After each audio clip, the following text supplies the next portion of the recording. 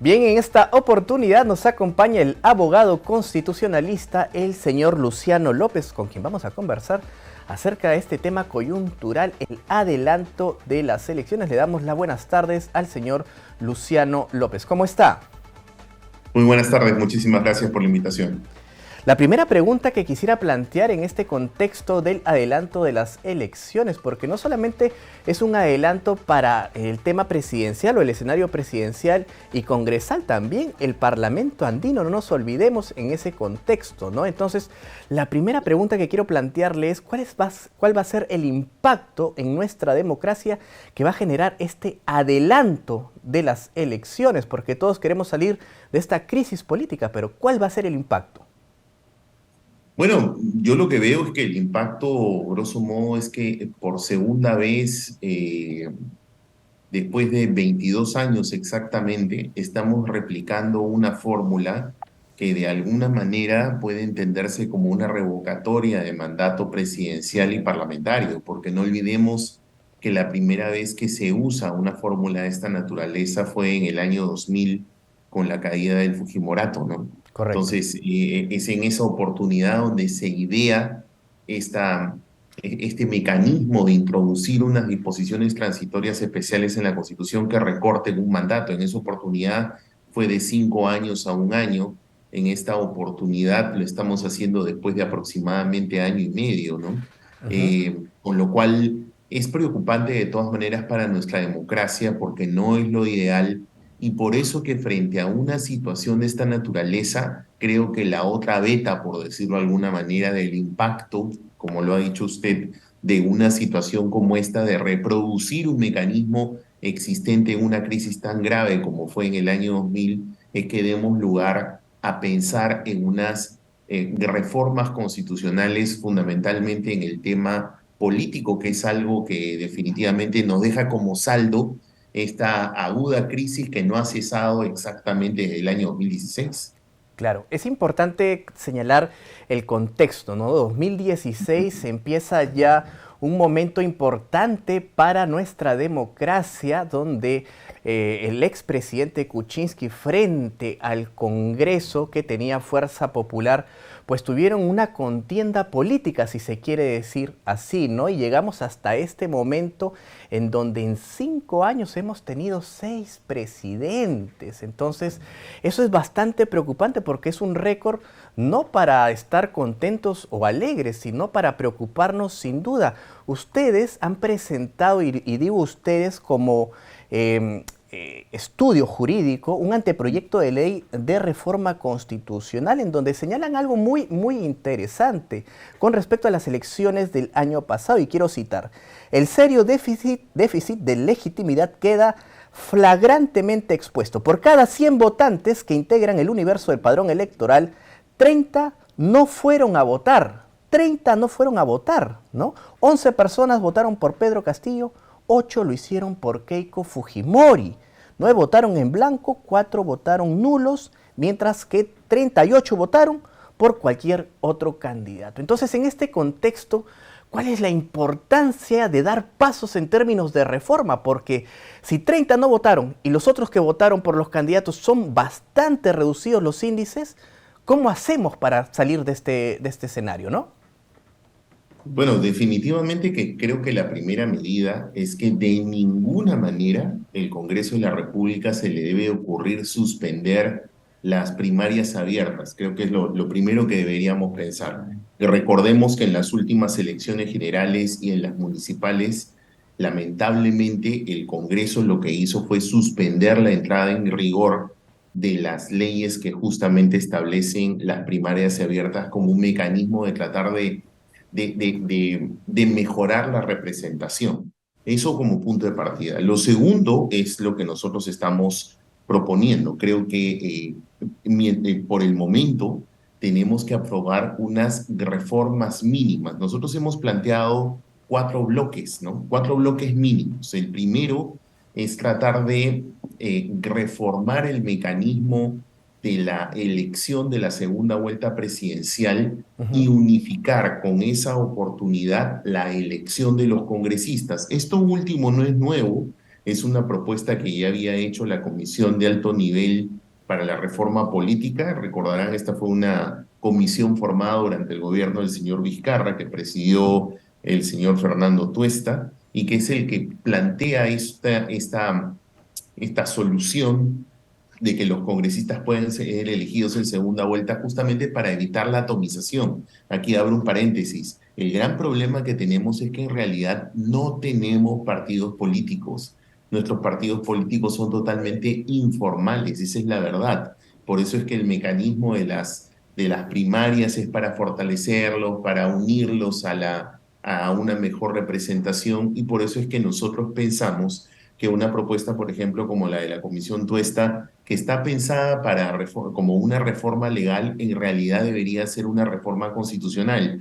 Y en cuanto a unificarlo con una reforma de la segunda vuelta presidencial, nosotros planteamos un mecanismo que es bastante novedoso, ¿no? Es decir, vea usted rápidamente, la primera vuelta está diseñada para que el que gana con el 50% más uno de los votos se lo lleva todo y es elegido presidente. Correcto. Pero vea usted, hay una valla, es 50% más uno. Sin embargo, para la segunda vuelta no existe ninguna valla, ninguna. Y entonces las cifras como la que usted acaba de mencionar, que están planteadas en nuestra exposición de motivos, dan cuenta de que lo que puede suceder es algo como lo que sucedió en la última elección, que puede haber un fuerte ausentismo, que puede existir ante la fragmentación de partidos, que los dos primeros que pasan a la segunda vuelta juntos no lleguen pero ni al 25% de los votos Correcto, válidos. correcto. Para poder solucionar eso, entonces lo que decimos es, si en la primera vuelta hay una valla de 50 más uno, entonces sube la valla de la segunda vuelta para que la pueda derrotar. Entonces planteamos 55%. Mm, Entonces, ¿cuál es la lógica? Que puedan pasar a la segunda vuelta los candidatos que sumados superen el 55% con un máximo de 4 candidatos. Entonces, ¿puede ser que pasen dos? Sí, claro, siempre y cuando sumados superen 55%. ¿Y qué pasa si es que los dos primeros no superan el 55%? Ok, entonces puedes ir un tercero, o sea, podrían pasar tres, ujú. siempre y cuando los tres superen el 55%. ¿Y qué pasa si los tres primeros no superan el 55%? Ok, entonces la regla es que máximo 4. ¿Por qué está pensada la regla así? Para pensar fundamentalmente en nosotros los electores.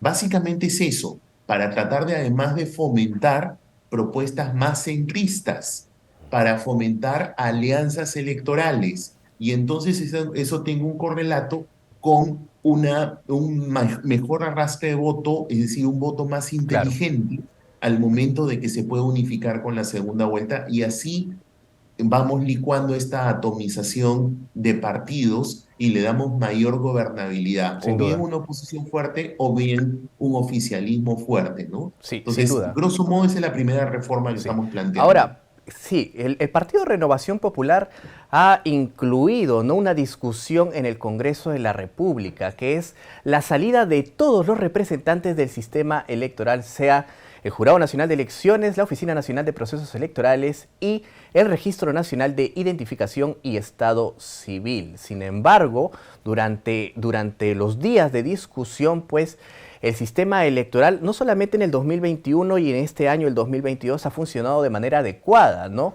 sino que también le da ese soporte a la democracia. ¿Qué opina usted acerca de esta propuesta de salida de los representantes del sistema electoral?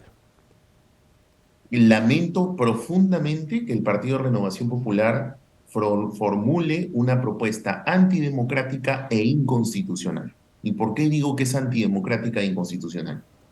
Porque resulta que los órganos del sistema electoral, según el mandato constitucional, ojo, es la Constitución la que dice, por ejemplo, que en el caso de las jefaturas de OMPE y la jefatura de RENIEC, estas son designadas mediante un concurso público a cargo de la Junta Nacional de Justicia.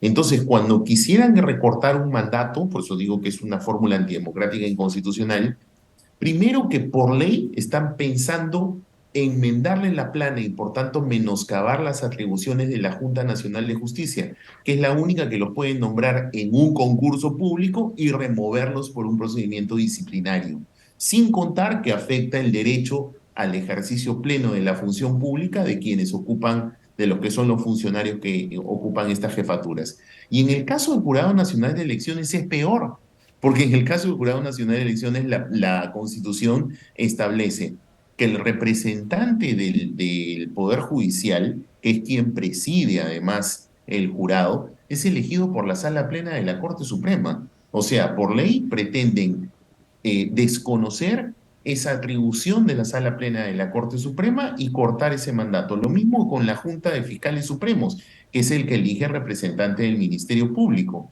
¿no? En el caso de los fiscales supremos.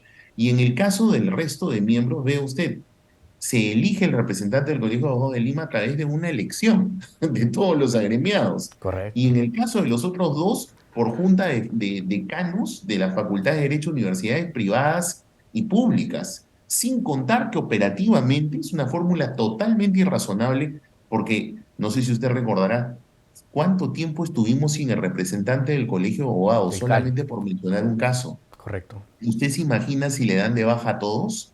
O sea, lo que significaría convocar a concursos públicos para elegir a los, perdón, Sí, sin la duda. Junta de Fiscales de Decanos y todos los demás. Hay Eso es una que, medida sí, totalmente sin duda hay que antidemocrática, respetar las irrazonable e competencias, sin inconstitucional. duda hay que respetar las competencias en este Por sentido. El Congreso de supuesto, la República tiene sus propias competencias, la Junta Nacional de Justicia tiene sus propias competencias. En el caso del jurado, exactamente. pues hay 5 formas para que se elijan a los miembros del Pleno. Sin duda hay que respetar las competencias de manera sintética porque el tiempo se nos acaba. El tiempo No. se nos acaba. Las otras 3 reformas que ustedes proponen, por favor, de manera sintética. Muy rápido. Lo que nosotros planteamos entonces es que para fortalecer y darle gobernabilidad, ¿no? Tanto al Ejecutivo como al Congreso, entonces hay que abolir la figura de la disolución parlamentaria y reemplazarla por la renovación del Parlamento por mitades a mitad de mandato. Eso por un lado, porque no puedes tener disolución con renovación. Entonces, quitamos la disolución, optamos por una figura de renovación. Y viceversa, lo que hay que hacer también es entonces darle estabilidad al Ejecutivo. Eliminemos la vacancia por incapacidad moral, que es una fórmula, la verdad, bastante arbitraria porque no está definida, y reemplacémoslo por lo que es causales objetivas de discapacidad físico-mental y reemplacémoslo más bien por una fórmula adecuada de un impeachment, es decir, de un verdadero juicio político contra el presidente por algunas situaciones de indignidad en el cargo con una serie de garantías, que es el procedimiento que hemos planteado. ¿Correcto? Y finalmente, rápidamente, lo que hemos dicho es de que no pueden haber más gente prontuariada por altos delitos, por delitos graves, ¿no? De criminalidad organizada, ocupando cargos públicos en los partidos. Ya no Estas más. personas se les debe prohibir la elección. Eso lo estamos subiendo a nivel constitucional. Sí, sin duda, ya no más gente con prontuariado. Por Es un momento supuesto. de salir, ¿no? a buscar una democracia renovada, una democracia nueva, que permita que nuestros hijos, ¿no? tengan un mejor escenario, una mejor vida, sin duda ninguna. Le Exactamente. agradecemos al abogado constitucionalista, el señor Encantado. Luciano López, por el análisis que acaba de hacer. Muchas gracias. Encantado. Muchas gracias. Muy buenas tardes. Bien, es momento de hacer una breve pausa, pero ya volvemos con mucha más información.